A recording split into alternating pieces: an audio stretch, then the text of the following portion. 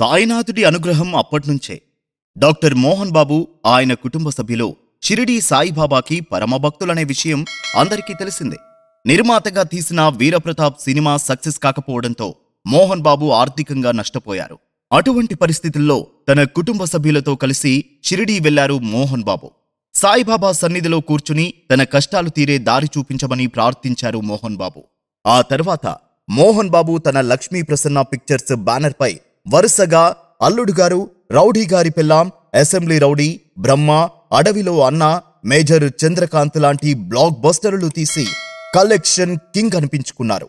ఇదంతా షిరిడీ సాయిబాబా కృప అని మోహన్ బాబు మనస్ఫూర్తిగా నమ్ముతారు. అందుకే తిరుపతి రంగంపేటలోని తన మోహన్ బాబు యూనివర్సిటీ సమీపంలో మోహన్ బాబు షిరిడీ సాయినాథుడి ఆలయం నిర్మించారు. వీలైనప్పుడల్లా స్వయంగా పూజల్లో పాల్గొంటారు మోహన్ బాబు.